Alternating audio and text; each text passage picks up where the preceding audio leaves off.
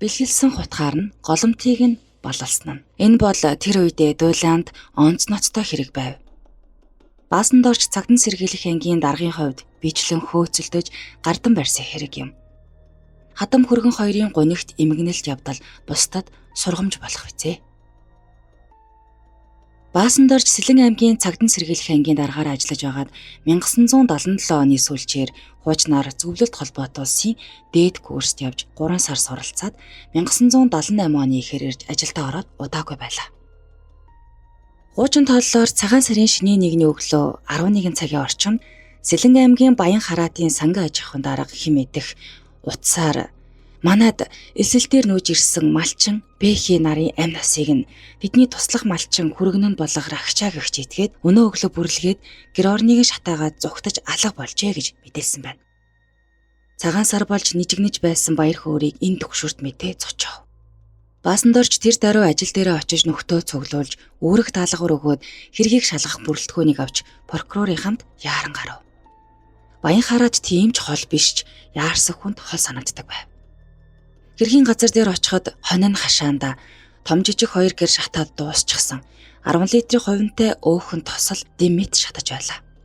Зуухан дээр нь тогоо бууз нижигнөр угсраатай харагдсан өрөвдөж харамсамаар ээж. Гэрийн эзэн эзэгтэй нарын бололтой цогцос тамигдахгүй болтлоо шатаж нүүр соосон байлаа. Энэ хэрэг болсон газраас урагшаа 2 км орчмын зайд нэг айл байх ба уг хэргийн болсон үйл явцыг сайн мэдэх хүн буюу 2 хөгшний охин нараа 2 хүүхдийн хамт тэр айлд байгаа гэдэг сургаар яаравчлан очивол нялх хүүхдэд тэрвэм сууж байв. Нараа алуурчны эхнэр бололтой юм. Түүнтэй уулзаж наривчлан ярилцахад тэрээр өнөө өглөө рахчаан хүний хурдан морьтой ирээд аав ээж хоёртой золгоод гэрт сууж байсан. Би хургануудаа ихэнд нь хөхүүлээд хашаан дотор явж байтал ээж хашгирах шиг болсон. Намайг дуудлаа гэж бодоод очиж явтал том хүү уйлсаар гараад ирсэн. Сандраад гүүгээд ортол аав ээж хоёрыг алчихсан. Чи эндээс авах юм ав гэж рахчаа хэлсэн. Тэр цустай хутга барьсан дээл говцсон нийл цус болчихсон байв. Би айхта бушуухан баг хүүгээ тэрврээд том хүүгээ дагуулад гарахад хүүгийн ард талаас түлхэх шиг л болсон. Гэтэл хутгалчихсан байсан. Хүүгээ дархны эмнэлэгт сая хүргүүлсэн. Миний араас бас хутгалсан боловч биед хүрээгүй өмдний ризэн тасалчихсан байсан. Тэр бидний хойноос гарч ирээд чи гэртээ оч. Чи гэр оронтой хүн шүү гэж хэлээд буцаад орсон. Бид энэ айл руу явж байхдаа эргэж харахад 2 гэр шатаж байсан. Рагчаа мориндоо мордоод араас давхиж ирээд хүүгээ сайн хүн болохоороо гэд баруун тишээ давхиад явчихсан. Цаашаа хаагуур хаашаа явсныг нь мэдэхгүй гэсэн байна. Түүнд зэвсэг бий юу гэхэд аавын бөө гүүрчгсэн явсан. Олон сумтай байхаа да гэж хариулав. Зам чигийг заалгаж аваад хэргийн газрын үзлэхийг хийж дуусгаад цогцснуудыг төвд яаралтай хүргэх арга хэмжээ авах үүргийг эрүүгийн ахлах төлөөлөгч хошууч самбууд өгөөд өөрөө жолоочийн хамт мөрийг хайвал баруун тиш явсан замын хажуугаар давхисан нэг морины мөрийг олж мөрдвөл 2-3 км яваад явдал нь зөөлрч шогссон мөрийг хажуул зүүн урд талын хөл нь 2 мөрний хооронд заавал нэг цас зурсан содон мөр болох нь мэдрэгдлээ. Тэр морин ерөө сумын наадамд 2 жилд хөрвүүлж байсан байна. Сүүлийн жил хулган яргагч өвчнөр өвдсөн нь түүний хөлд тийм онцлогийг бий болгосон юм байж л дээ. Уг мөрийг нь дагаж явтал хаттай уул руу чиглэсэн байна. Гэтэл уулын орой дээр хүн цухалцаад алах болов. Тэр уулын орой дээрээс сүрсэн айлын өвлжөө ил харагдах учир гэмт итгээд энд харуулдаж байж болцсошгүй. Баасандорч зөвхөн жолоочийн хамт зэвсгэлсэн алуурчийн араас явж буйдвал болгоомжлох хэрэгтэй байв. Жолооч нь ч хориглож байдлыг харъя гэв. Гэхдээ цаг алдаж болохгүй тул хуйуул 2 талаас нь өгсөв. Өнөөхөн үнэлцэж хараад далд орчих. Буудах юм уу эсэргүүцэл үзүүлэхгүй болохоор нь отож байж магадгүй гэж дотроо бодцгоо. Ингээд уулын орой дээр гарахад нэг согтуу хүн сууж байв. Та юу хүн бэ? Гэтэл миний морийг рагчаа аваад явчихсан. Хулгайчийг хөөж барьнаа л гэднийг юм яриад байсан гэсэн байна. Алуурч эндээс хөдөлгөөн морьтой болоод цаашаа явсан байна. Эргэлзэн шалгавал алуурч орогдол энд мориноосоо бууж цасаар гарынхаа цусыг угаасан цустай цас байлаа. Тэндээс уулын өвөр рүү чулуун нурааж буусан байх ба цастай газар хоёр морины мөр тодорхой болж цааш дагах гэтэл харанхуй болж мөрдөх боломжгүй болсон ба хүйтний голыг чиглэж байв. Баасан дорж өнөөх согтуу хүнээ авч буцаж хошууч самбуутай уулзаад уг гимт итгээд хүйтний голд айлуудаар хоноглож дахин гимт хэрэг үйлдэж болцсошгүй тул нутгийн ардуудаас хэд хэдэн морьтой хүнд ажиллан авч тэр орчмын бүх айлуудыг самнаж шалгахад байхгүй байлаа. Хөдөлгөөн морьтой нэг ч айлаар орсонгүй бодоход холхон шуурхаа явсан бололтой. Удалгүй өөр цайж өглөө боллоо.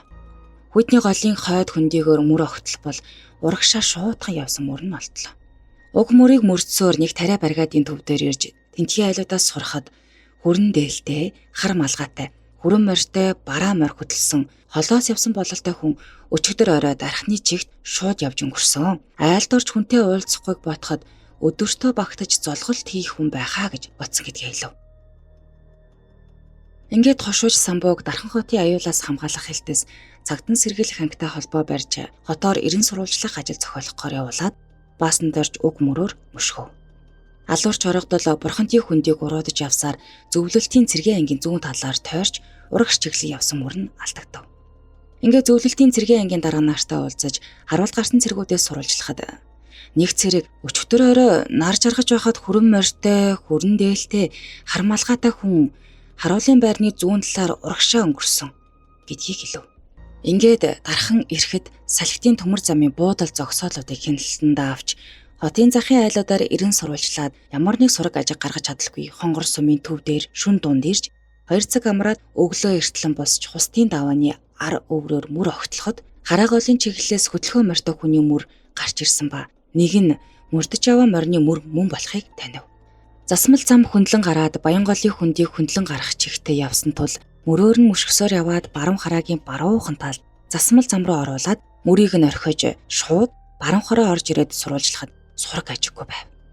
Хараа голын гүүрний хойд аман дээр байсан нэг айл бууж асуухад хүрэн морьтой, хүрэн дээлтэй, хар малгайтай хүн өнөөдөр манад ирсэн. Хоол идэж цай угаад 30-аад минутын өмнө зүүн тийшээ явсан гэлээ. Түүний мөрөөр гаравал уг морины мөр жаахан яваад төмөр замын үер усны хамгаалтын жижиг гүүрэн доогоор урагшаа гарахад шууд урагшаа явах эсвэл бургас руу орох аль нь болохыг тогтоохоор мөрдөхөд төмөр замын далан дагаж 1 км хэртэй яваад дахин нэг жижиг гүүрэн доогоор замын хой талд гараад зүүн хараа чиглэл явсан байв.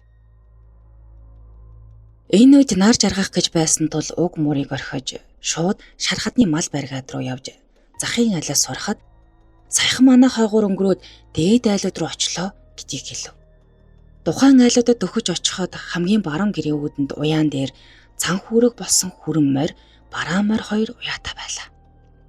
Гэр дээр нь буу харагдав. Тэргээ холхон орхиод бууг жолоочтой өгөөд тэр айлд ороход хүүхдээ хөхүүлж суугаа залуухан эмэгтэй байлаа. Гадаах морины эзэн хаан байна гэж сураг асуухад зүүн талын айлд орсон гэдгийг хэлв. Тэр айлд нь орвол уг гимтэтгээд байсангүй. Танаад сая орж ирсэн хүн хайчив гэж яран асуувал сая машины дуугаар морь өргөсчихнэ гэд гарсан да гэв. Гадаа гартал 2 морь уяатай хിവэр байв. Хашаа, саравч, туглын пин, жорлон төртл үцгэд байсангүй. Машины араар дээдлийн хормой хийсэх шиг болоход хоёул тийшээгүй. Баасан дорж баруун талаар нь тойртол алуурч хутгай барин цааш гэтэж байгаа нь харагдав. Тэгэхээр нь хутгатаа тохоорон чанга гिचэндээсээ гартаа нь давхар тэрвэрч ав. Жолооч алтан зул амжиж 2 гарааг нь арт нь гавлаж ав. Энэ айлын гэрээ эзэн хэрэг дурлан хурч ирээд "Үхээ, за тэр би хэлээгүй юу? Энэ хүн сангийн аж ахуйгаас чөлөөгөөр явж байна. Зүүн хараа орно. Өнөөшин танаад хоноод явъя гэж гуугаад байсан юм л да. Надад нэг сэжигтэй санагдаад би бичиг баримтаа үзүүлээ. Хаанхын хэнгэгч вэ гэж асууж шалгаагаа сууж байсан юм" гэж тэр айлын эзэн шархадны мал баригадын дарга Балчингуй ярьлаа.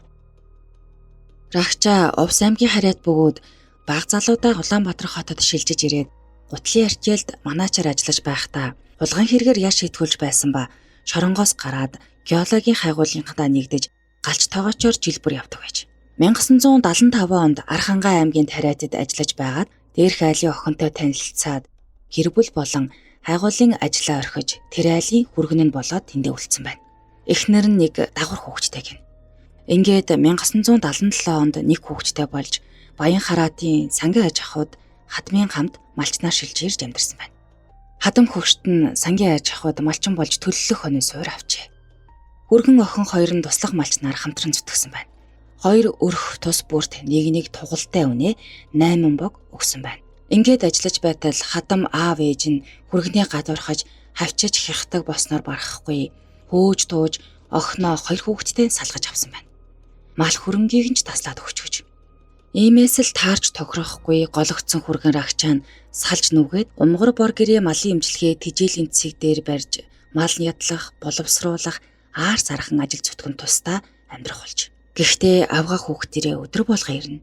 Хадмууд нь тэр тоолонгоор нь хөөж, нутгаас олон айл нүүж ирнэ. Чамд өөр хөөхөн хүүхэн авч өгнө гэж тохиорхно.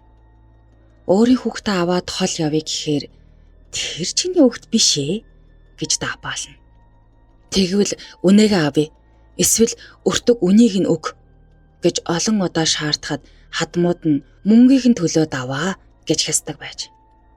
Ийм драгчаа тэднийг арга буюу бараад амьдрна. Бүгдийг нь хаяад гомби гоцонтлохоо явъя гэхээр дэмээл хорогдно. Битүүний орой бүрч ихээр гутаж нэг шил арх хагаслан уугаад жаахан халаад ингэж амьдраад яах вэ? Үнэ нэхэ мөнгийг эсвэл үнээгээ аваад явъя. Хэрвээ өгөхгүй бол алчих л та. Намайг хүний ёсноос гадуурхаж дандаа чон идсэн мал гөрөөсний зэмсэгээр хоол хийж өгөөд өөрсдөө харин тархамаахаа идэж доромжилдог байсан. Одоо тооцоо бодох цаг болсон. Өшөөгөө авнаа гэж эргэлтгүй шийдсэн байна. Хадам хөргөн хоёр эв түнжинтэй байх үедээ гөрөөлж аваад зэвтэй хутга хээрээс олсон байна. Хадам нь хутгыг хүргэнтэй бэлгэлжээ. Ягаад ч юм хүргэн нь энэ хутгыг сайтар хурцлж авч маргааш өглөө нь босоход дотор нь эвгүүрч ав. Үлдсэн архиа хүндэрч орхиод цагаан сарын шиний нэгний өглөө хоёр хутгаа нэг төрөндөө хийгээд сумандаа л хурдан гэгддэг хүний хүрэн морийг гуйж унаад хадминдаа золгохоор явсан байна. Цагаан сарын анхны айлчнаа өвгөн уян дээрээ өгтөв. Рагчаа өвгөн эмгэн хоёртоо золгоод цай ууж идэ амсав. Хевсэн дээр тоглож байсан хүүхдээ авч үнсээд орон дээр нь буцаа тавингуудаа би үнээгээ авмаар байна гэж хэлжээ. Энэ үед хадам ээж нь шиний нэгний анхны цочондоо бууз жигнэхээр тавьж байв. Хадам ээж хүргэний үгийг сонсоод чамд үнэ өгөхгүй, охиноо ч чамтай суулгахгүй гэж билэггүй үг хариуд нь хэлсэн байна. Ингээд рагчаа уурсан босч эхлээд хадам эцгээ нэг удаа хутгалахад хөдөр том биетэй өвгөн ноцолдож хутгийг нь алдуулжээ. Улаарсан алуурч хоёр дахь хутгаа сугалж урдаас нь бүлж унгав. Хадам ээж нь үүнд сандран "Хүү минь яаж байна? Тэгдэггүй юм" гэхэд нь ухсхийн утгалсан байна. Аимшигт аллахыг нүдэрээ харсан дагвар хүүхэд нь айхтаа өөдрөө ухс хийхэд араас нь хальт хутгалсан байна. Эхнэр нь яаран сандран харайн орж ирээд нялх хүүхдээ аваад ирэх гэхэд араас нь нэг хутгалсан боловч биет нь хүрээгүй аж. Эхнэр нь цагаан сарын гоёлын дээлээ хөдрөөд шархтай хүүхдээ хөтлөөд нялх хүүхдээ тэрэн ойролцоох айл руу зүгтэн гүйжээ. Энэ хооронд рагчаа авдрыг нь удалж хурган дотортой дийлийг нь авч өмсөөд цустай хувцаа тэнд нь тайлж хаяад элегүрт нь байсан канистртай бензинийг хоёр гэрийн дотор цацаж гал тавив. Галын дүл хараад хорслон саял барагджээ. Эхнэрийнхээ араас очиж морин дээрээс гэрийнхээ түлхүүрийг шидэж өгөөд "Чи орох оронтой хүн шүү. Хүүгээ сайн хүн болгоорой" гэж хэлээд морин дээрээсээ тонгоо унсээд давхин цаашаа оцсон аж.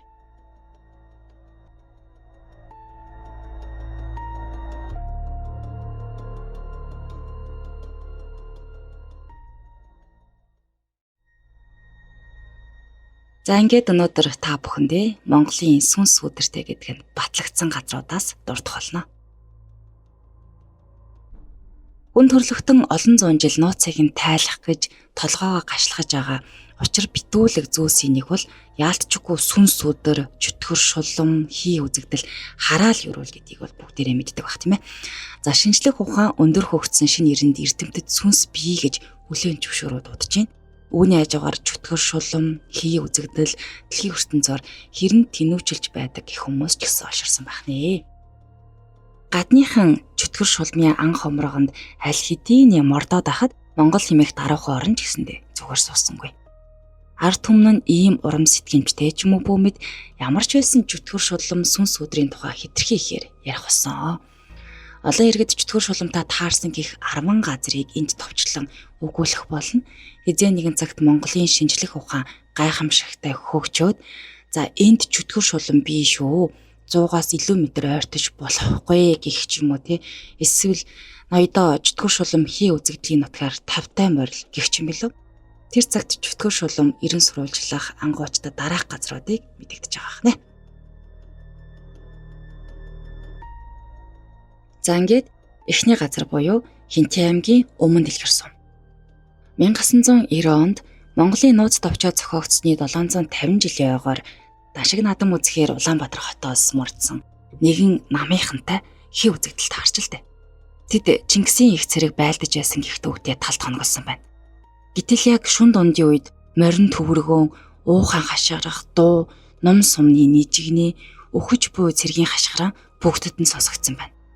Мөн хөх гал сүүмэлзэн насаж нэг гэрийн өвөрлөө орсон гэдэг. Энэхүү хий зүудлээс болж өвчин эмгэг олсон гэх хүмүүс ч олон байдаг байна. Хоёр дахь газар буюу мах комбинат. Энэхүү хачирхалтай яриаг мах комбинатын манаач ярьсан юм. Манаачир шүн дундын үед хураг майлах, тугал мөөрөх, унаг янзгаах сонсогдно. Тэгснээ гинэт олон малын мөөрөлдөн гутаг аврах чимээ нүргэлэн гарч эхэлнэ. Яг энэ үед хүүх ямаа урт хонглоор түргэлэн гарч ирснээ агаар замхарна. Аймар шүү гэж өгүүлсэн юм. Энэ газар хамгийн олон малын амьд тасалсан нь яах ярахгүй үнэмлээ. Гурав дахь газар буюу Чөтгөрийн даваа. Архангай аймгийн Булган сумын 3-ын даваа хэмээх газрыг Чөтгөртэй гэж нутгийнхан нь баталдаг. 3-ын даваа хэмээх газар мод хийж байсан хүмүүсийн хажууханд хөх гал осч түүнийг хэсэг ус тойрон суух нь харагджээ. Мод хийж байсан залуус гайхан ойртон очивол нөгөө хөх галж хүмүүсч зэрэглээ шиг цаашлахаж. Тэгсэн хэрнээ киноны дүрс шиг харагдах энэ хүүхийн үзэгдэл жолооч нарын айцыг олон жил хүргэсээр ирсэн байна. Одоо ч гэсэн Чөтгөрийн давааны хөх гэрэл тойрсогоо ус нь харагдаг юм шүү. Дөрөв дахь газар буюу Инх тайвны гүүр. Машины гэрэл гисхийг агшинд нилийсэн усан дунд гарын сарвалцсан хүмүүс харагдана. Энэхүү яриаг жолооч Эрдэнэ бэлэг батлахдаа би оройхон хэрд гүүрэн дээр машиныхаа гэрлийг асаага зогсож байлаа. Гэтэл ус хуржигнэн шуугаж ихэснээ гүүрэн дээгүүр даваад ирсэн. Гинэтник хүүхдээлтэй эмэгтэй хүн машины гэрэлд гарч ирснээ "Ам авраарай" гэж хашгирч байв. Үхтлээ айсан би машинаа асаагаад хөдлөвөл ус болон нөгөө эмэгтэй хүн бүгд үзэгдэхэ байжгсан. Би тэр эмэгтэйг 1966 оны аимшигт үеэр осолдсон хүний сүнс болов гэж бодсон. Ямар ч байсан Инх тайвны гүр хий үзэгдэлтэй гэж ярьсан байна. 5 дахь газар буюу Автрантын Гяндан. Эхийгээ алсан цагаан мөг, үгтэй шатаасан чимгээ, хүн алсан бям суран химэх дүгэлтэй 3 хүүхнийг Ялтан, Чулуунбаатар, Төр тогтох, Лавг сүрэн 3-аар гохтоо амийг нь бүрлгсэн билээ. Гэтэл одоо тэрхүү хүүхнүүдийн хоригдож байсан камераас хашгирах, уйлах, яолох чимээ сонсогддог байна. Мөн ус гизгэн сэгсийсэн 3 эмэгтэй хий үзэгдэл тэрхэл сартаа шөнөөр урт хонглоор явдаг гин. 6 дахь газар буюу Цэнхэр мандал сум. Германы армид бууж өгсөн генерал Волосовын армийг 1940-од оны сүүлчээр Хинтээ аймгийн Цэнхэр мандал суманд авчирсан юм. Олон мянган орос цэргүүд модтын ууланд цагаан тоглох олборлож байлаа. Эх орноосоо орвсон гэхийн олон цэргүүдээс ганц хоёрхан л оргож амьд үлдсэн билээ. Өвлийн хүүтэнд дааваны өөцөөр хөлөө ороосон цэргүүд олноороо үлсэж, хүлдэж, өвчлж нас орсон байна. Өвлийн хүүтэнд дааваны өөцөөр хөлөө ороосон цэргүүд олноороо үлсэж, хүлдэж, өвчлж нас орцгаасан байна. Хацар дээрээ 505 гэсэн бичээстэй цэргүүдийн сүнс одоо ч цэнхэр мандал суманд бий. Хариу бүрүүд намуухан орос дуу ихшгэлж байснаа элдв орос үгээр хараал тавих дууны замыг тажигнах туу гардаг гин. 7 дахь газар буюу аимшигын цагаан байшин. Сонгон хайрхан дүүргийн ханы материалын ойролцоо 4-р хороонд аимшигын цагаан байшин гэж бий. Эзэнгүй энэ байшингийн оршин суугч нь Ирим хий үзэгдлэж. 9 сарын харьцаатай өвлийн байшингийн анхны эзэд нь болох Ирим 2 мөнгнөөс болж маргалдан нэгнийгээ хороосон гэдэг. Түүнээс хойш энэхүү байшин хий үзэгдэлтэй гэж үзэх болжээ. Аимшигын цагаан байшин анх 2 сая төгрөгийн үнэтэй байсан ч авсан эзэд нь хий үзэгдлээс айхын эрхэнд хямдруулан зарсаар өдгөө бараг үнэгүй болсон байна. Оройхон хэрдэл цус нүжиндөө холилдсон Ирим хий үзэгдэл сарны туяатай хамт цонхоор уусан орж ирээд өнгөө ирж эхэлнэ. Тэгснээ төд удалгүй хоорондоо зодтолтон эрэгтэй нь эмэгтэйгээ хөнөөдөг аж. Гэвч нармаандангууд чив чимээгүй болдогч Гевгенит эрэгтэй хүний хоолоогоор мөнгө өг гэх нь сонсогддог гин. 8 дахь газар буюу тасхны овоо. Таскил химээх төрөг үгнээс гаралтай энэхүү голоороо тасарсан овоог сүнс өдөртэй гэж ярьдаг юм. Энэ тухай мэрэгч чадраа бал хэлэхдээ би 2000 оны хавар 2 найзынхаа хамт тасхны овоон дээр гарч ганц 2 лаз пий ууж суулаа. Тэгтэл манай 2 найз мэрэглээд өгөөч гэж надаас гуйгаас алдаггүй. Бэж тэдний гуйлтаар мэргэлж байтал ханаас ч юм бэ нэг навсайсан лам дээлтэй 40 иргэм насны хүн гарч ирээд хэрэгт суулаа. Битэж нилээд халамцуу байсан болохоор нэг ихэн ботсонгүй. Гэтэл нөгөө лам сүхэрт суугаад та миний ирээдүг мэрэглээд өгөөч. Энэ ногоо малгаатнууд намайг алах нь яах нь вэ гэдэг байна. Түүнийг ингэж хэлэхээр нь гинэц очиж "Гүй чи юу хүн бэ?" гэвэл тэрээр "Би бол гандангийн ловн цэвлийн шабилээ. Хэлс хэрэгт холбогдоод зугтаж явна. Гингүүт нь буу буудах чимээ гарснаа нөгөө лам Гевгенет алах болчихсон. Төд удалгүй олон лам нарын майн унших хонх тамар дуугарах нь сонсогдож билээ" хэмээн ярьсан байна. 9 дахь газар буюу Боргоцгийн тал. Булган аймгийн Боргоцгийн талд малчин санжаагүй мал ирээд явж исэн байна. Гараа бүрээ болох үед морин үрхэд явж өгөхгүй байж л дээ. Гайхаад мориноосоо бүүн харвал ёс толногоо үлгэрт баймаар өрөөснүүдтэй сэгсгэр толгойтой хүндүрстэй амтан мориных нь өмнө зогсож байж. Санжаагаа угийн сүсэг бишрэл муутай төрийн хар хүн болохоор "Энд чи одоо ямар балан амтан бэ?" гэд дашуураараа буулгаад авчилдээ. Гэтэл нөгөө амтан муухай дуугаран галд өрөлцүүлээд нүдэн дээр нь шатчихсан байна. Энэхүү хачин амтныг санжаагаа гайхан боцоор харж явтал ирж авсан үхрэн зам дээр бэлчиж байж. Тэрбээр учиргүй баярлан үхрээ гэрлүүгөө туух гэтэл өөр зүг рүү тарж гүгээд боссонгүй. Нэлээд удаан хөөцөлсөний эцэст үхрээ харвал бүгдээрээ 4 нүдтэй байсан байна. Санжаагаа сандран гэрлүүгөө ирэхтэл нөгөө үхрүүд нь сэгсгэр хар амтан болж араас нь хашгиралтан хөөхөд гүйч эхэлсэн байна. Ингээд сандарч айсан тэрээр гэртээ ирвэл хүүн бүх үхрээ түүний эсрэг зүгээс олоод ирчихсэн сууж байсан гэдэг. Энэхүү хачин яриаг нутгийн малчид ярьдаг бөгөөд олны олон 5 цэнгэгчээр дээр нь чамгүй дав суужир нэмсэн байж болох юм. 10 дахь газар буюу Далан давхар. Өмнөгов аймгаас хэсэг малчид мал зархаар хотод ирээд Динжимингийн ойролцоох Далан давхрын ойролцоо хоногулж л дээ. Шүн дундын үед хонь мал нь үргэж эхлэхэд хулгайш нохой хоёрын нэг нь ирлээ хэмээн малчид дотроо бодон босцгойж. Гэтэл ямар ч хүн амтан байхгүй байх бөгөөд мал нь ийш тийш бутран гүйсээр байж. Гевгенет тэдний хажууд олон хүн тачигнтал хөхрөлдөх чимээ гарсан бөгөөд ойролцоох шарлаас гэрэл цацарч үзэгдэжээ. Малчид эмээлгай хаж цэл хөхөрж байтал олон цагаан хувцастай хүмүүс шарил дундуур шүлжидэж яваа нь харагдсан байна. Энэ бол нэг л жишээ. Чимээгүй хот буюу Далан давхраа иргэд хүмүүсийн нүдэнд үе үзэгдэх нь хэлбэг байлээ. Хүн төрлөختний хорхойг хөдлөгсөн чөтгөр шулам хий үзэгдлийн талаар монголчууд ингэж ярьж баталж байна.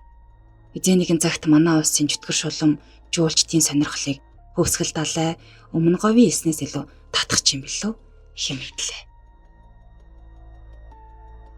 За тэгэхээр энэ бүхэн батлагдаагүй олон амнаас дамжин бидэнд ирсэн хууч яриа байгаа.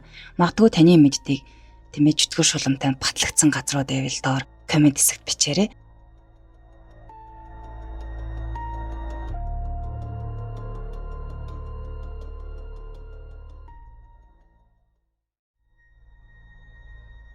Хөгжимчин амьдралынхаа хөгийг таслав. 1981 оны намар налайж айлууд цуслангаас буух дургүйхэн аялал жуулчлал амралтаар явсан хүмүүс чорогдож байлаа. Эрх үлрэлийг зүгмсэн усны шуудал гангар гунгар дугарсаар холыг зорж байхад эрдэмт шамдсан охид хөвгүүд алсыг зорин үдүүлж байв. Намрын энэ унгайс давтагдах аж. Намар хүмүүсийн сэтгэл уурж догтлох хувцастай ажээ. Зөвлөлт холбоот усаас суралцах оюутнуудын 2 дахь цуваа маргааш авна гэд хөл хөдөлгөөхтэй байв. Майс сүрэн дүүдээ бэлэглэх юм ирж сансрын орос дэлгүүрээс 120 төгрөгийн бэлтгэлийн өмд цамц авч конторт хадгалав. Өглөө дүүгээ өдөж гаргахтаа бэлэглэе гэж бодож л дээ. Өдөж бороо шивэрч богдуулын оройд будан татна. Борооны ариухан тусал газар дэлхийг ариусхан угааж инхрээлнэ. Харин хүний сэтгэлийг үл угааж ариусгах билээ. Шүн дунд түүнд дуудлага ирэв. Майс сүрэн тэр дараа хувцслан гүйж очив. Октябрь дүүргийн төмөр замчтын байрны орцонд эмэгтэй хүний хөнөөсөн байна гэх дуудлага ирсэн байна. Хүн амны хэрэг гарсан тул онцгой анхаарч холбогдох хүмүүсийг цуглуулж усан хүн тийшээ явж очив. Хэргийн газрыг хэдийнэ хамгаалтанд авчихсан байлаа. Орц харанхуй хаалга гонгорхой. Өдөржин хүн хүлхэж байдаг орсны шат ил хулхааж. Үзлэг хийхэд тарган гэмээр махлаг бүсгүй шатны хажууд дээш харан хөвтөж байв. Шинж харсан хүчрхийлж гэмээр байдалтай байлаа. Түүнийг хүчрхийлээд амнасыг нь хөнөөсөн байна. Хэргийн газарт ирсэн хурандаа алтан гэрэл байдлыг ажиглаж байснаа энэ бүсгүйг амьсгал хураас хойно бэлгийн хүчрхийлэл үйлджээ. Маш цэрлэг үйлдэл. Ингэсэн тохиолдол Монголд ёр гараагүй юм да гэж нухацтайхан хэлж. Энэ үг тэнд байсан хүмүүсийн сэтгэлд нэгийг бодогдуулж алуурчийг заавал олох юм шүү гэсэн бодол сэтгэлийг нь хурцлжээ. Ингээд нохоо тавьсан боловч шивэрсэн бороо нундуур олигтой явж өгсөнгүй. Гэхдээ л тэд шүнжин тавьцгаав. Ганц нэгээрээ яваа хүн болгоныг шалгаж эхэллээ. Мөн машин тэргийг ч гэсэн шалгаж үзлэг хийв. Ингэсээр нэг л мэдхэд өөр сайсан байна. Хилтэстээр шуурхаа зөвлөлдөлж комисс томилогдов. Майс уран, чойндон, ахмад нэргүй, гүнхөв, дид хурандаар игзэн нар хамтарч ажиллав. Урд өмнө нь ийм хачирхалтай хачин хэрэг гарч байгаагүй учраас гадаадын хүн байж болох юм аа гэж үзэж байлаа. Ирүүгийн хэргийн төвхөнд ийм явдал байдаг аж. Гэхдээ Монголд гарч байгаагүй. Өгсөн хүнтэй бэлгийн харилцаанд орно гэдэг сэтгэлд үл багтана. Шинжилгээгээр өгсний дараа хурцал үйлдэлсэн тогтоогдов. Комисс хэд хэдэн хувилбар дэвшүүлж тэр чиглэлээр ажиллав. Хамгийн гол нь гэрч олохыг хичээж байлаа. Бодолгүй байрны хаваас 3 гэрч олцсон байна. Тэд зөрүүтэй тодорхой бус зүйл мэдээлж байсан ч нэг л хүний тухай яриад байгаа нь ойлгогдож байв. Ингээд тэр хүний ерөнхий дүр төрх босож ирсэнд улам тодруулахар ажиллав.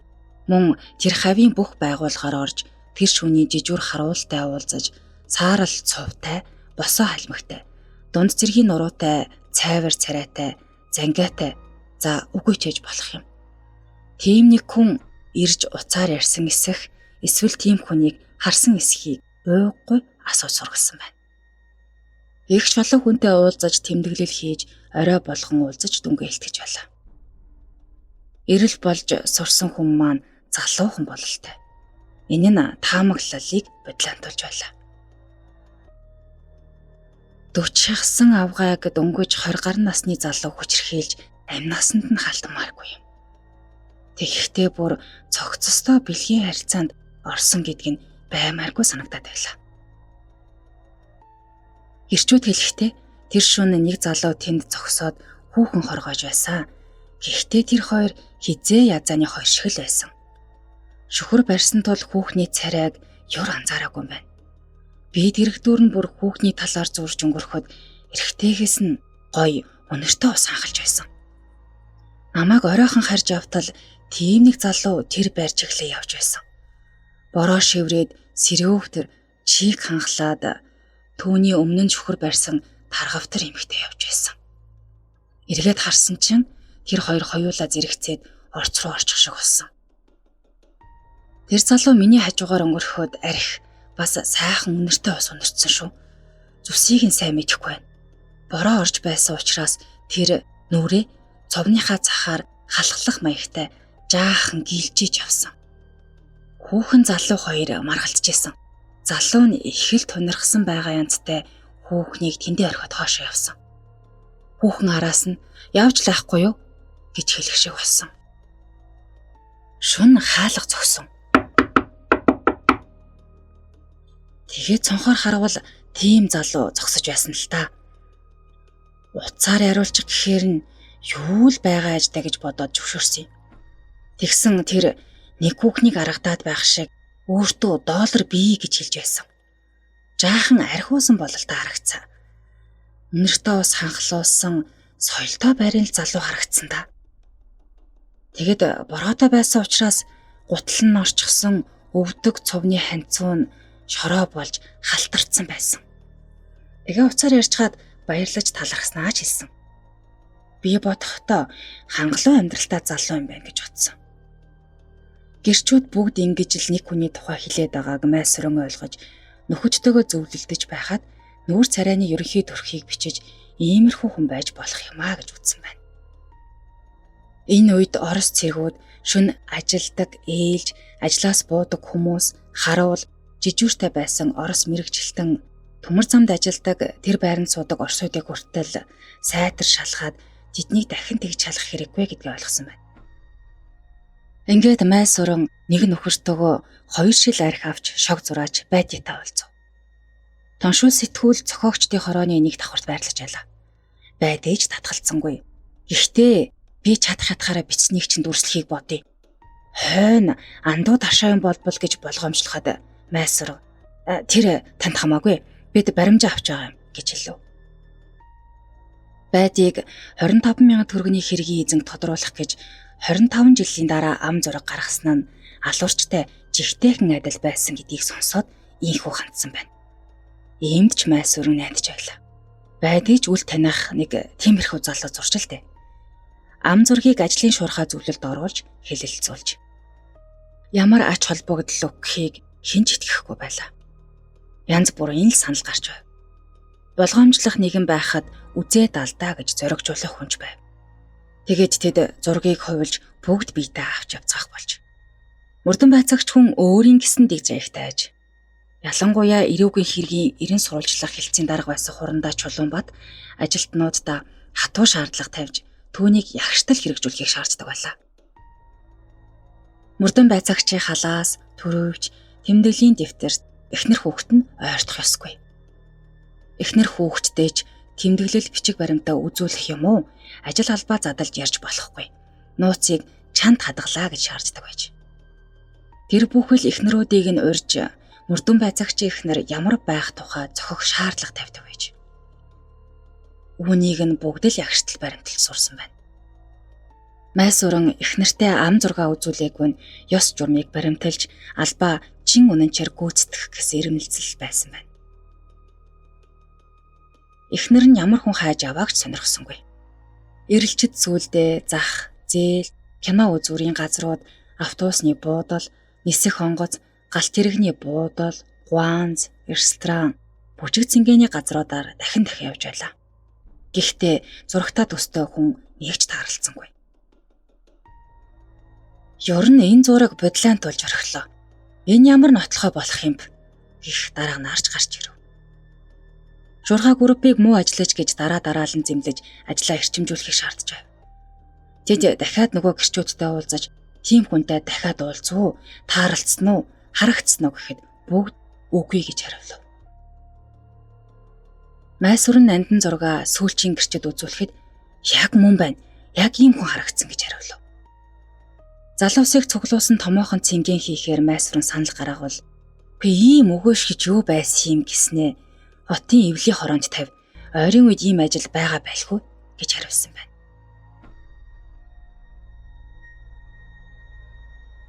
Оюутан залуус намрын ургац хураалтанд урт хугацаагаар явсан. Ургацын дайчилгаа босон учраас 10 сараас нааш ийм арга хэмжээг манайх зохиохгүй гэж хотын хороо хариулж. Хэрвээ ийм арга хэмжээ зохиох бол манайх төв хороотой тохиролцож хийдэг. Тэдний зөвшөөрөлгүй хийхгүй гэж үзэл суртал хариуцсан дарга нь хариулсан байна. Майсвар оройхон салхинд гарч төмөр замчдын байрны ойролцоо яв. 2 чороо аятайхан зугаалаад авсан байна. Шүн өдөөш тогтсон хідэх хүн л нааш цаашаа явж байв. Харин ирэл болоод байсан хүнтэй төстэй залуу ирж явна харагдав. Намхан байшингийн булан тойрхоор нь нөгөө талаас нь тосоод очтол эргээд явчихв. Тэрч сэжиг аваа зүхтаалаа. Түүнээс өөр хэн байх вэ гэд "Зогс" гэд ухсгий. Тэрч эргээ харан харангүй. Маш тактикийн тэмцээнд нэг биш удаа амжилттай гүйж байсан тул майсвар нь энэ зүгтаагаад юу баазаах вэ гэж бодоод шүглээ үлээж "Зогс" гэж хашгирав. Өнөөхөр ер нь гүйцэхдэггүй шинжтэй хурдалж байв. Майсвар хамаг хурдаараа хөтөл цаатах нь бүр аслан холдох шинжтэй байв. Энэ ер нь гүйцэхдэггүй хурдан хүн гэдгийг ухаарч хамаг хүчээр араас нь хөө. Ашгүй 2 залуу цанаас нь гараад иртэл тэр чигээ өөрчлөн харайж эхлэв. "Түүнийг бариад ав! Наатахаа бариад ав!" гэж хашгирч шүглээ үлээв.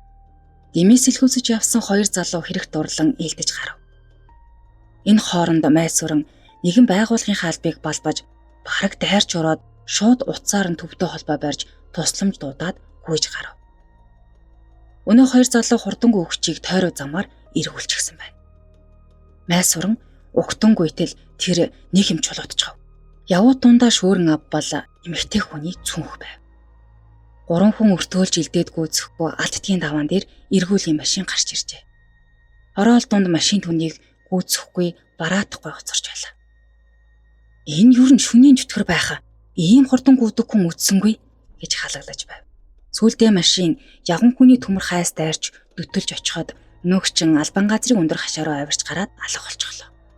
Бүгд бууж хашааг бүслэн тал талаас нь зэрэг даван ортол зөрүүд нэг талаар нь давж харанхууд алга болчихв.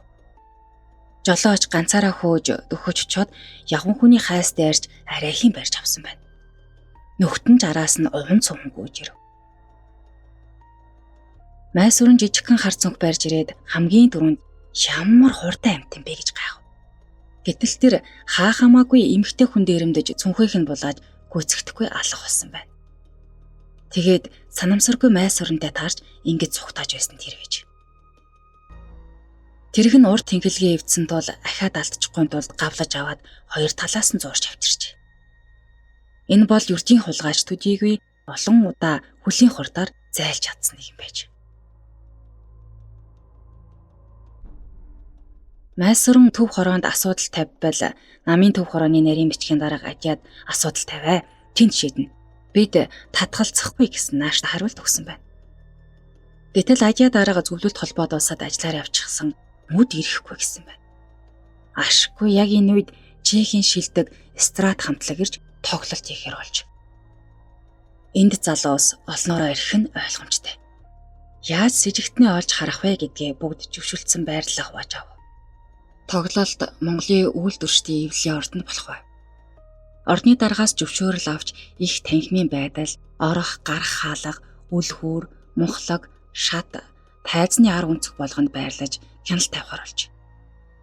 Гадуур зарлал төгж, радио телевизээр сурталчилж, том балкад зурагч намрын Улаанбаатарын гудамж талбайг чимж байв. Өсөн хүлээсэн тоглолт болохоос 2 цагийн өмнө цагдаа нар ордонд оров. Зарим нь гадаа үүдэнд үлгүүрийн тэндч зогсож ажиглалт хийв. Зурагтаа төстэй хүн ирсэнгүүд сэтгэл гонсох шиг болж. Нөхтөн ч их танхимд дүүрэн хүмүүсийг хөшгөний араас харцгаав. Энэ нь ч үр дүнгүй болсон байна. Удалгүй тоглолт эхлэв. Хэдэн минутын дараа ахиад майсвар хөшгөний араас үзэгчдийг ажиглаж байтал урд хэсгийн 3 дугаар эгнэнд том төстэй залуу сууж буй харагдав. Ахиад сайн харавал их л нүдэн дунаа тавь. Майсуур нь нөхрөө дагуулж гараад их танхимын хажуугийн хаалгаар сэмхэн орж дөхөж очоод харвал ам зурагтай усны дус шиг адилхан байлаа. Майсуур үзэгчд дундуур гитэж очоод үл таних нөхрийг суугдан авч та наашаа ирдэ гэд босгов. Тэр эсэргүүцсэн ч үгүй, юм асуусан ч үгүй, чимээгүйхэн санаа алдах шиг болсон байна. Хөгжмийн уянга нүргийн хөгжиж баялсан дуу чимээг сэжигтэн өөрт орхин гарав. Тусгай өрөөнд оруулж бичих баримтыг ин шалгахад хөгжимчин бүр зөвлөлт холбоо дуусаад төгссөн боловсралтай соёлтой нэг юм байв. Та нар андуураад ах шиг байна гэж сэжигтэн их л тайван хинэггүй хэлв. Хинтээ андуурлаа гэж та хэлв. Бодвол та сайн мэдэж байгаа юм байна гэд майсуур нөгөө зургаа харуулж энэ хүнтэй андуурмаар адилах юм аа да гэж хэлв. Зураг хөгжимчин хоёр дэндүү адилхан аж. Сэжигтэн ч өчиг мэдүүлгээ боловсралтай, соёлтой хүн шиг ярддаг зангаргалгүй өгч хэрэгэ хүлээсэн байна. Тэр орой найз хүүхэнтэйгээ гэртэн жаах юм ууж наргиж хамт хонох гэтэл цаатхан дургуутсчилтэй. Дагуулж гараад гэртээ аваачиж хонох гэтэл бас л ийлтгэхнэр татгалцсан байна. Тэр гадаа тунирхан найз бүсгүйгээ орхиод өөр нэг тамдиг бүсгүүрийгөө явж бороо шивэрч хөл татарчээ. Урд нь махлаг гуайлаг биетэй залуутар бүсгүй явах нь залуугийн хүслийг ориглуулж орхисон байна. Тэр дөнгөж 21 настайч гэлээ нас бий гүйтсэн авгааг сонирхож орцонд нь зэрэг шахан мураад оролдож эхэлсэн байна. Бүсгүй ийлтгэхнэр татгалзахад залуу амийг нь барьж бэлгийн хүчирхийлэл үлдсэн байна. Хөдлөхгүй болохоор нь босоод явж гаж. Ийм л явдал болсон байна. Майсуур оройхон гэртээ иртэл эхнэр нь сайхан хоол игээд хүлээж байлаа. Ахмад тортой бэлтгэлийн хувцас сая л гэртээ авчирч эхнэртээ өгөв. Энэ юу юм гэвэл дүүд чинь бэлгэлэх гээд орц зэлгүүрээс авсан юм. Одоо л чөлөө гарлаа, хүнээр явуулъя гэхэд ашгүй дээ, нөгөө хүнээ олцгоо юу? Ямар хүн ирээд байв да? Гэхдээ нь тийм ээ барьсан. Хэн барьсан юм гэд асуухад би барьсан юм гэд Ахмад өөрөөсөө ам зургаа сая л харуулж энэ хүн гэхэд нь эхнэр нь ганц хараад "Хүн чин Балтан л байна. Арай үгүй байлгүй дээ" гэж гайхсан байна. "Чи таньдаг юм уу?" гэж асуухад "Танилгүй яах вэ? Тэр манай сургуульд ирдэг. Бид ч тэдний байгууллагаар очдог юм шүү дээ" гэд эхнэр нь хоолоо халуун дээр нь идэ гэж хэрээнд нь урьсан байна. Хэрвээ майсуран ёс журмыг зөрчиж эхнэртэй зургийг харуулсан бол алирт гэмтэн барих байж. Гэхдээ тэр 33 хоног нойр хольгүй хөөцөлдөн байж ноцтой гэмтэн барьсан юм. Хуулийн дээд хэмжээ оноож гүйцэтгсэнийг хожим сонсоод тэмээл санаа алджээ.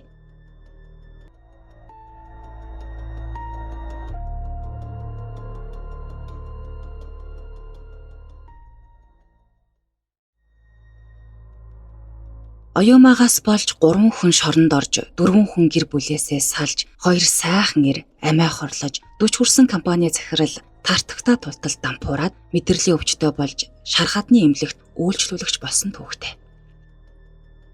Оюумаа гэж хитрхи амар мөрслөө гой хүүхэн байв. Багаасаа л толноос салдаггүй охин байж үлээ. 12 настайдаа нэг орой алга болцоход гэрийнхнийгээ божигнууллаа. Тэдний ханы материалын гүн жалганы ярмагт хашаа байшинт амьдардаг байж л дээ. Оюумааг сэргийлэхэд мэдэгдчихэд байтал өөрөө ороод ирсэн байна. Юу болсон талаар нь лавлаж асуувал хичээлээсээ ороодж тараад гэрлүүгөө явж байтал үл танихан замыг нь хүндэлсэн ширүүн гараараа бугуунаас натгаад "За миний дүү, чи яхта ганц тус хүрэг. Энэ жалганд машин эвдэрч гисэн. Дотор нэг эмэгтэй хүн сууж байгаа. Ахын чам заагаад өгье. Миний дүү тэр эмэгтэйг юу хийж байгааг нь л очиж гарч хаад ир" гэж гуйсан байна. Оюумаа энэ жигтэй танихгүй хүнээс айсангүй. Нөгөө заагаад байсан жалганы ирмэгт очтол ямар ч машин үзэгдсэнгүй. Нэлээд доошоо гүнлөө ороод "Аха, нөгөө машин чинь байхгүй л энэ штэ. Та худлаа хэлсэн байна. Би буцлаа шүү" гэтэл үл таних хэрийн зан гинэт хувирч "Чи юм уу шээс? Одоо хайчих юм. Намайг дагаад яв.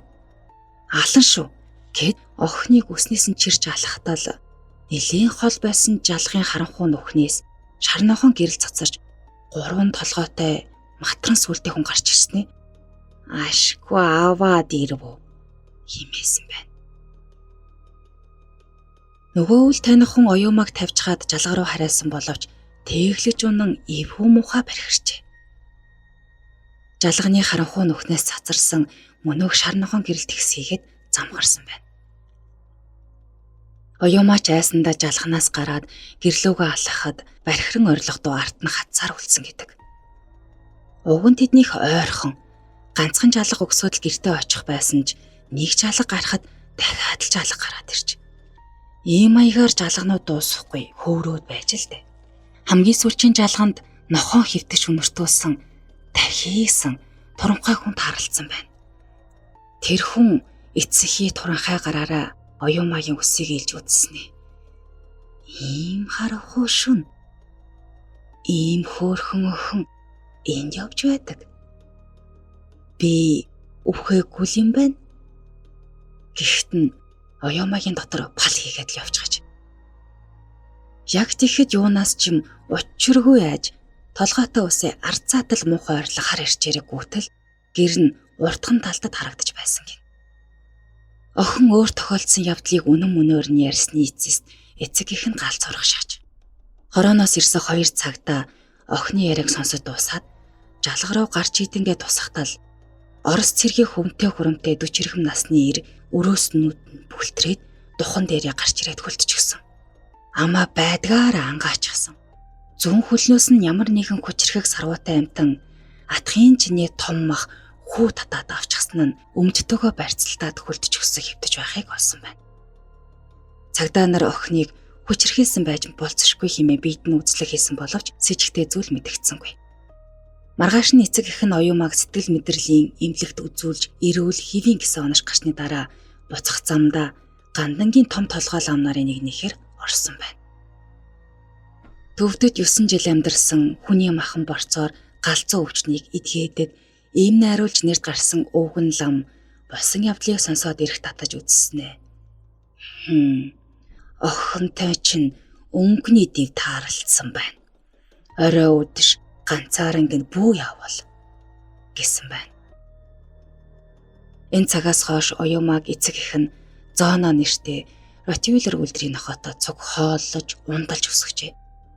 Оюумаа 19 нас хүрч ТС-ийн оёдлын инженерийн ангийн 1-р курс сурч байхдаа найз нөхдийн шаардлагаар Зоноогоо нохоо зодооны тэмцээнд оруулсан нь үнэн ч ханаасаа үүр таахцахад хүргэсэн юм.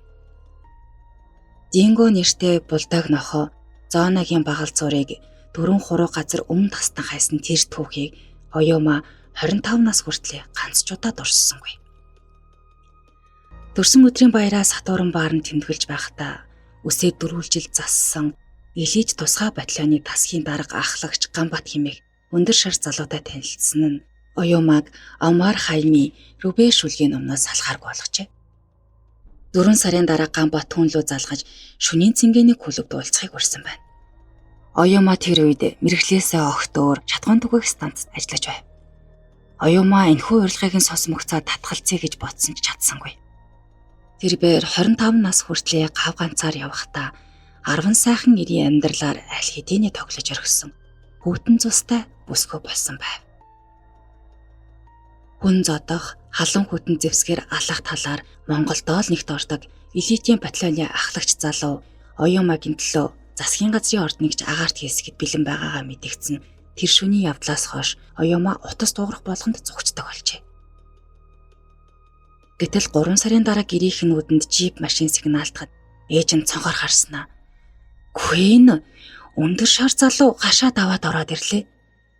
Гихийг сонссон оюумаа хой талынхаа нээлттэй цонхоор өсрөн бууж уяатаа нохооныхоо зүг гүйсэн байна. Алмарч мэгцэн гэрийнх нь Гамбатыг орж ирээд ам нийгаагүй байхад нь "Гүй оюумаа байхгүй" гэж хэлсэн байна.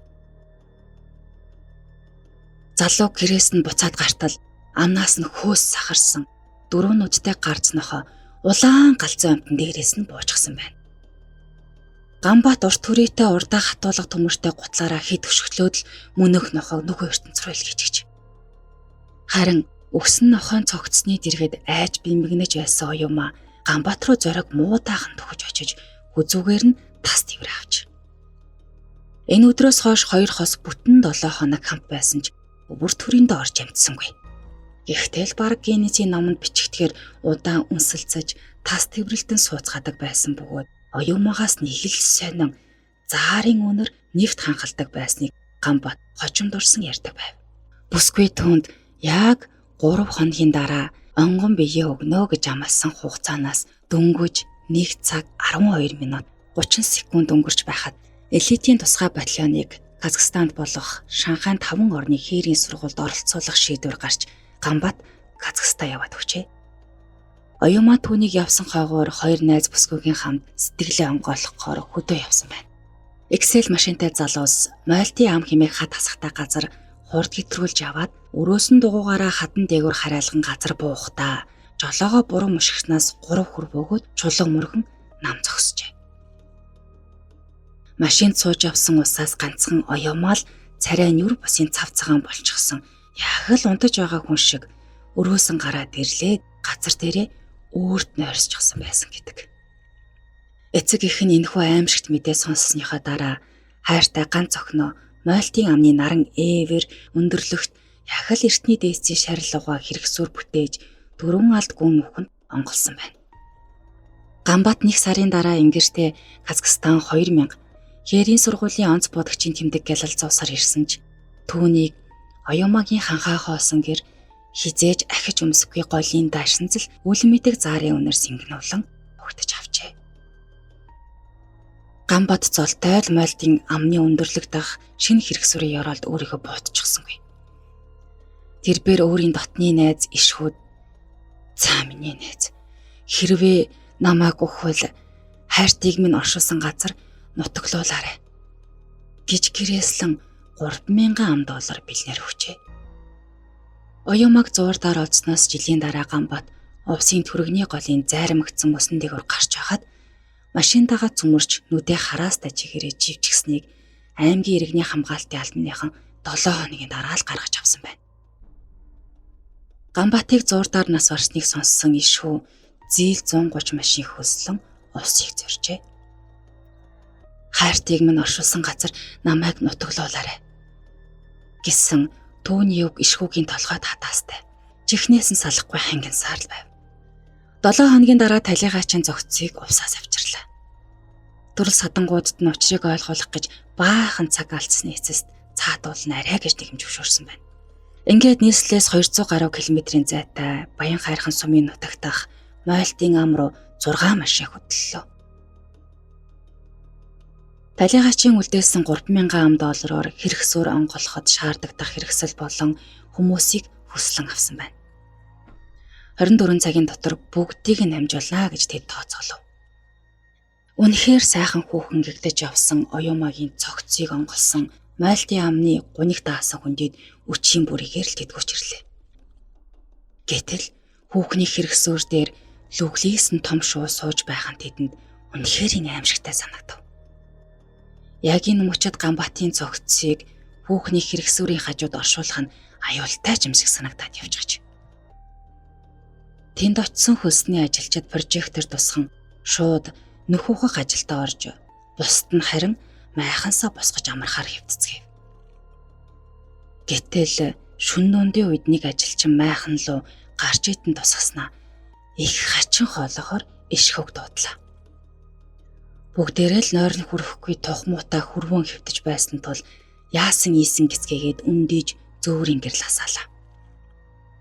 Тэгтэл ажилчин залуу "Гүй энэ сая биднийг нөхөө ухаж байтал нөхний ирмэг дээр гинэд цав цагаан хувцастай хүүхэн хүлээ ачаа сууж байсан. Өөй, юу хүн бэ?" гэтэл "Та нар хурдан ухацгаа. Ганбаат хаана вэ? Би түүнийг зөндөө удаа хүлээлээ" гэсэн.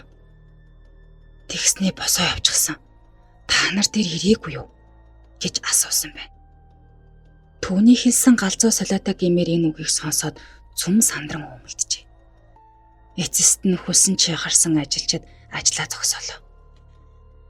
Өөрийн харах угаар ойрхон толгодын дунд согтууч гимээр эмэгтэй хүн навчин тамхтай хээр дууг эвлэгхэн аялаж уйлж гиншин өглөөд байх чимээ хоёрчуудаа бүгдэнд нь сонсогдсон байна. Нар мандсан хойно оюумагийн хэрэгсүүрийн зүүн булангаас хонин чиний том чулуу сугарч цаана нь онгойсон хар нүг гарсан байхыг тэд олж харав. Ирүү аман чичрэн дагтсан ус оршуулгыг хурдан дуусгах гэж яарч эхэллээ. Нүх ухаж байх үеэр би чамайг хүлээж байсан харахуу чихтэй нөхөнд хоёулаа хамт ялцарна гэж эмэгтэй хүн хаанаас ч юм дуулахыг сонссон ажилчин ир нүхнээсээ охил үсрэн гарч ирээд ахиш тийш орохыг зөвшөөрсөнгүй. Арга ятсан иш хүү өөрөө хурц бариад орохдоо яахаарахгүй эмэгтэй хүн дуулахыг сонсоод тэр хавийн шороонд нэг л ивгүй амар зүр шингэснийг мэдэрчээ. Гэвч тэр бэр огл харааж гарсангүй. Шаварт унсан шарын эзэн хүчтэй гихчээр гүрийсээр байгаад нүхийг ухаж дуусгасан байна. Цогцыг доор тавьсны дараа нүхийг шороогоор булж үхэр чулуунуудыг далд ортол нь газар суулгаж боллоо. Аимшигт оршуулга саялныг гэрээслийн дагуу дууссан байна. Машин цуусан хойно хүмүүс эргэж харалгүй их цэрэг хөдөлцөв. Энэ үед ишхүү өчнөө олон өдөр хүлээсэн үхтэл одоо найзынхаа цогцыг тэрэн унсаж байгаа байх та гэж яагаад ч юм бодсон гэдэг. Маргааш нь нутгийн хүмүүс шинэ хэрэгсөөрт ирэх үхэр чулуунуудын нэг нь ховхроод онгойс хар нүг гарсныг олж харсан байна. Ишхүү мойлтын аманд болсон явдлыг нэг ламаар үзүүлэхэд салахын аргагүй хоёр хос байсан байна. Уг нь тэр хоёрыг цуг нэг нүхэнд нутаглуулах ёстой байсан юм. Тус тусад нь онголсон учир хилэнцэн дуусаагүй цогцос хэрэгсөөрийнхин чулууг түлхээд гарч ирсэн байна. Одоо хоёулаа цуг болсон учир ахиад зовлон өдөөхгүй. Очиж чулууг нь зас. Харин үүнээс хойш үр удамда ийм гэрээс битгий үлдээж бай гэж захиарай. Насан туршдаа цуг байхаар заяагдсан улсын цогцос ялзарч яс болсон ч гэсэн газрын хөрс нэвтлэн бие биен рүүгээ тэмүүлдэг юм да гэж айлцсан аж. Ойр дотн байсан улсыг нэг дор цуг нутаглууллаа гэж хүмүүс ярьдаг да. Энэ нь тийм ч зөв болох юм биш юм шиг санагдав. Энэ явдлаас хойш Малтын аманд айл нутаглахаа болсон бөгөөд наран эвэр өндөрлөгт нь онгорхой нөхдөй хоёр ихэр хэрэгсөөр одоо хүртэл байсаар байна.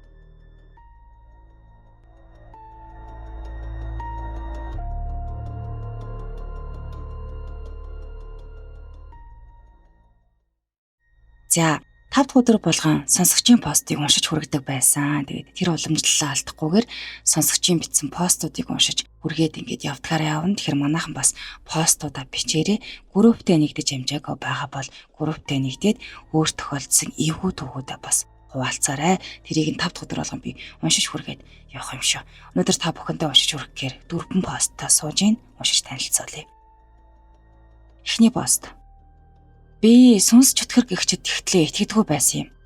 Тэгсэн нэлээд хэд хоногийн өмнө ойрд хүнгүй эзэнгүй байсан байшинда ганцаараа очиж хонсон юм. Орой 22 цаг өнгөрч байхад төмөр нурж байгаа мэт чимээ сонсогдоод үе үе юм чайхарч дуграад байхаар нь мотон байшинд агаар болон температурын өөрчлөлтөөс болоод тэгж байна гэж бодоод өнгөрлөө. Тэгээд сая 2 хоногийн өмнө ахаад ганцаараа очиж хонлоо. Тэгсэн мөн адил ширээ болон тааз дуграад байсан. Тоолгүй унтаад өглөө. Тэгсэн шөнө 2 цагийн үед дээд давхрын шатны хэсгээс гэл нэх мухаа шингэн хоолохоор дуграад би зочоод сэрчихсэн. Тэр хүн үедээ сандраад юу вэ гэж бодоод буцаад хөвцсөн юм. Тэгээд том өрөөний 2 хавцастай хаалга их хүчтэй хаагтаад түк гэж дугардаг юм да. Би нилээд их айсан. Тэр даруйдаа босоод гэрлээ асаалттай орхиод хэсэг уцаа оролдож байгаад утсан дээрээ дуу тавиад босож чимээг сонсохгүйгээд унтаад өгсөн. Одоо бодохны баг зэрэг чимээг гарах нь модон байшинд байж болох зөөсч гэлээ. Тэгэж бодсон ч тэр муухай дугарсан бас гадна хаалганы цонхнууд бүгд хаалттай байхад зүгээр онгорхой байсан хаалга хүчтэй цавлаж дугуурсныг бодохоор яалтчгүй юм байна да гэж бодлоо. Хөнгөн утсан байшинд тэгээд юм шүглжихдэг юм байх та. Тийм балгас болсон хуучин байшин бол биш юм байгаа юм. Одоо энэ зүйлийг гэрээсээ яаж зайлуулах вэ? Энийг бичээ сууж байхад би ард засгийг мэдрэмж төржил байна гэсэн байна. Бас ийггүй юм те. Эзэнгүү удачгаар бас байшинд байр савнд юм хорогдох талтай байдаг. Эзэнгүү байхаа байшинд матгүй дотор нь өөр хүн амтаа орсон байвал яах вэ те? Сайн л шалгаж үзмээр юм байна. Манайхан бас юу гэж бодож ийн гэдгийг комент хэсэгт бичээрэй. За ингээ 2 дахь пост. 25 оны юмудаа нэгэн хороололд түрээсийн байранд хуучны галтойгоо тустай 2 өрөө буюу хажуу өрөө хөсөлж сулаа л да. Хажуу өрөөнд нэг хүүхэдтэй ихч нөхөр нь олон хоногоор ажилдаа яваад ирдэг байсан юм. Гэхдээ хүүхэд нь шүн дунд болохоор уйлаад зогсдоггүй байлаа. Олон хоног үргэлжлээд уйлна. Би бүр тэсгэл алдаад "Ихчээ, та хүүхдээ эмнэлэгт үзүүлсэн дээр ахаа" гэхэд харин "Зүгээр байна гэсэн. Энэ байранд хонохоор л уйлаад ах юм. Өөр газар очихоор нам унтаад байдгийн" гэдэл гайхаад байсан. Юмж бодсонгүй. Шүн болохоор л коридорт хүн ханиалгах гих чимээ тэгээд байн голөгчноо. Нойлын ус татах чимээ тасардаггүй байлаа.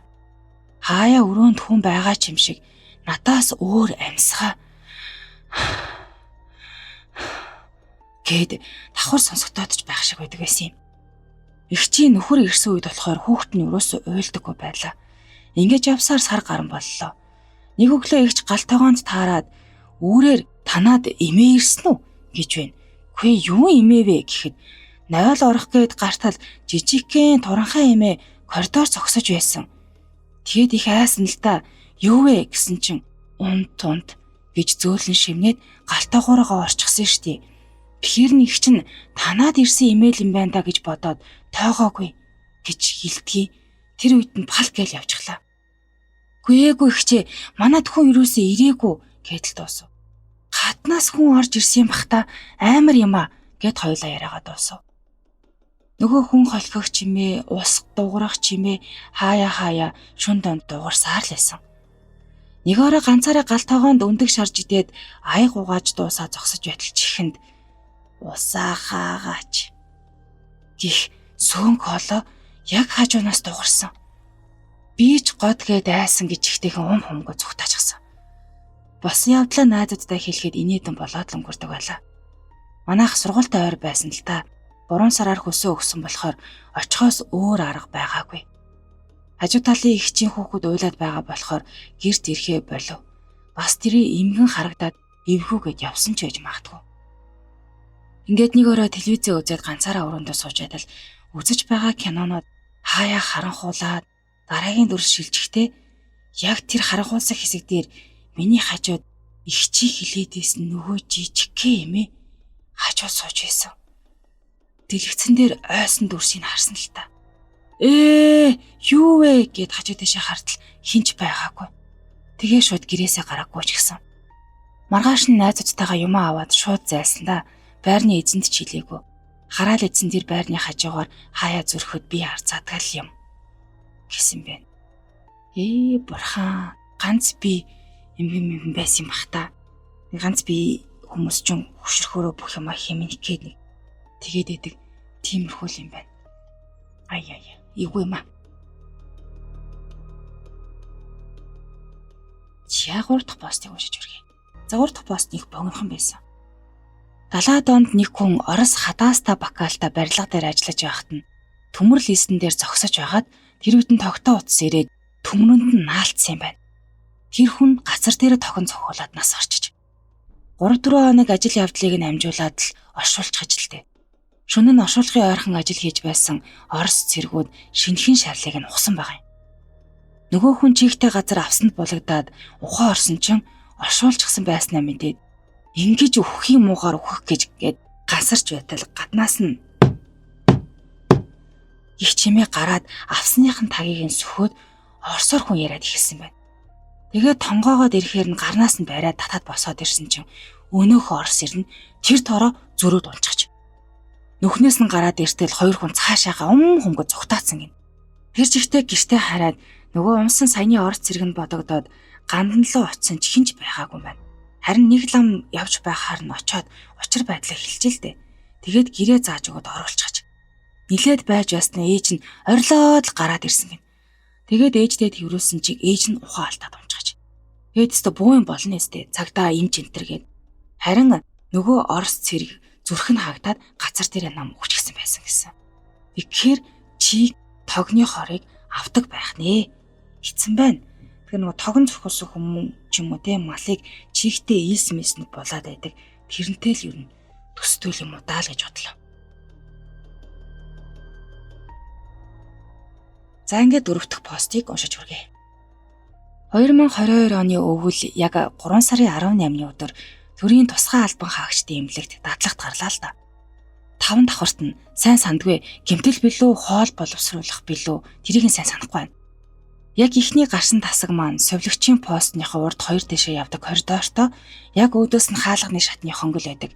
Тэгээд яг хажууд нь лифт байсан. Бас 2 лифттэй. Нэг нь сондгой тоо давхарт зогсдог, нөгөөх нь болохоор тэгш тоотой давхартаа зогсдог байсан. Тэгээд цаа талынх нь ахаад нэг лифт байсан. За тэгээд эхний өдөр шөнийн ээлжинд гарлаа л да. Би ч совлогчтойгоо юм яриад сайхан л байлаа. Шүн харин нойр хөрөхгүй, шүн босоод постн дээр суугаад лекцээ бичиж гэж байснаа болоод OMTV тэр үед их тренд болоод байсан юм. Тэр телевиз тэрлүүгээ жаал ярих гэж бодоод орлоо. Эхэндээ хүн олдохгүй байлаа. Тэгээд нэг юм хүмүүстэй яриа суулаа. Цаагч 3 өнгөрчөж. Тэгсэн гинэд лифт зогсоход гардаг дуу дуугарав. Би ч гайхаад хартал яг тэр лифт онгойж байна. Гайхаад өгтөл хаагдахгүй юм. Тэгсэн доошоо очсон нүдэн дээр хаагтаад байдгийн. Би ч гүхэн шөнийн 3 цагт хий ирдэг байна гэд буцаад пост руугаа явж байтал шатны хонглын хаалга онгойчихсан байна. Би ч дотроо өглөөд л ёо ятаргаатай юм а зөндөө олон шархтай хүмүүс байхад эргүү царайлаад гэд хайхраагүй. Тэгээд очтол нэг эмнэлгийн хувцастай хүн цаашаа хараад зогсож байна. Нилээд ажиглаад гарсан жаахан махлагдуу хүсээ хойшүүлсэн эмэгтэй хүн шиг байна. Би ч гайхаад эмэгтэй хүн ховор байсандаа гэд хөөй гэд дуудлаа. Эргээд хардаггүй. Тэгэхэр нь уурлаад шөнийн 3 өнгөрж иртээ унтаачтай юугаа игээд байгаа юм бэ гэд загнаад өгтөл хүүт тагаад л явчихсан. Тэгээд цаадтай энэ чи ивүүтлээ шүү гэж бодоод ухраад хаалгаа хаачихсан. Тэгээд нэг амьсгаа аваад пост руугаа гүйчихлээ. Нилээн хард сууж байгаа тайвшраад дахиад уцаараа оролдоо сууж байтал яг зүүн жигүүрийн цонх тогшиж байна. Би ч манай найз залуу ирээд тогшиж байгаа юм байх таа гэд баярлангуй босоод очиод хартал хинч байдаггүй. Тэгээд цонх руугаа ойртож харвал 5 давхарт байгаагаа санаад ёох зүрх пал гээл явчихсан.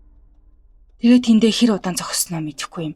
Нэг л мэдхэд нөгөө постныхаа урд ярьчихсан зогсож байсан.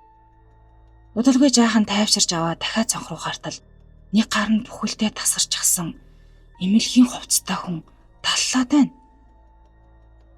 Би ч ухаан байхгүй. Нэг мэдсэн постны арт талын өрөөнд ороо сууж байсан. Цаагч өөрийн зугаа болчихсон совлогч манд сэрлээ. Би ч босон бүх явдлыг хэллээ. Тэгээд өөдөөс харин ямар амар юм бэ гэдгийс өөрөө ч хэлээгүй. Ингээ би өглөө буугаад дахиад тэр тасагт гараагүй. Дараагийн дадлага дээр харин эндээ таарад нөгөөхөө боттоор хараад буу юм болсон. Энэ тасаг харин гэмтэл байсан баха. Ямар ч байсан ангийнхаа нэг охинтой хамт хонохоор болов. Тэгээд шүн өвчтний ор сул байгаа ороод та хоёр амар гэхээр нь бид хоёр ороод унтчихсан юм. Орон дээрээ татаж босдог бариултай хүндлэн төмөртэй тэр өрөө 3 ортой. Цаад өрөөнд нэг эмээ хөвтөж байсан юм. За тэгээд бид хоёр оронгуудаа шууд л унтлаа. Ороод л нам. Тэгсэн шүн намайг хүн дуудаад гар цохоод байна. Сэрээд гартал хөдөлж чаддгүй. Тэгээд жаахан хөдөлмөр айдаа дээшээ харлаа. Тэгсэн яг тэр төмөр дээр 3-4 настай гимээр болов хүүхэдтэй биеэрээ ойр. Тэгсэн яг тэр төмөр дээр 3-4 настай хүүхэд гимээр биетэй тэгснээ сэгсгэр боржгор устэй царай гэж мэддэх юм юу ч аахгүй.